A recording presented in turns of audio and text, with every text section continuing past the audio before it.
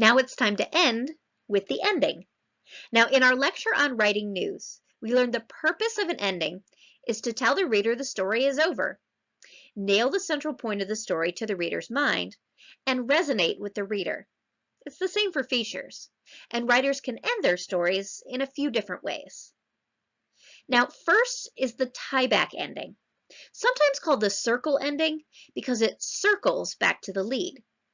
Now, the story ends with a similar statement, anecdote, description, question, or quote that started it to help give the lecture unity.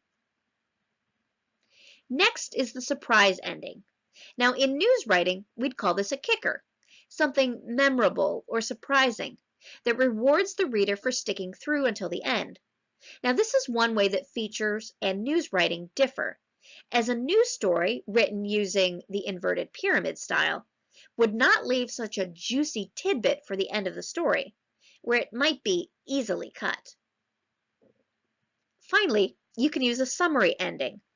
Now, these are commonly found in news and issue features and editorials, summarizing the key points in the story and focusing on the impact or outcome to emphasize the point of the story that is trying to make. We'll look at one example of a feature ending.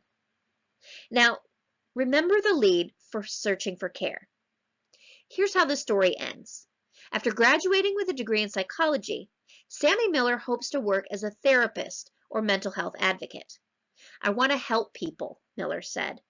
When you experience this, you don't want it to happen to anyone else.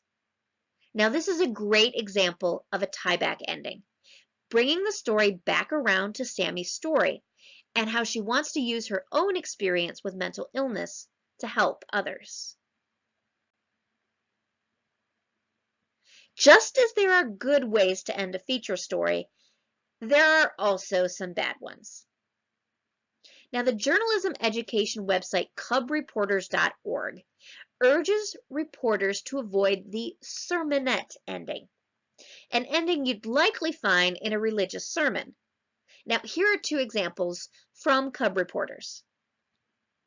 Now, both examples end with a reporter's opinion on how well a young model would do with her career and how difficult it might be for college students to find a job after graduation.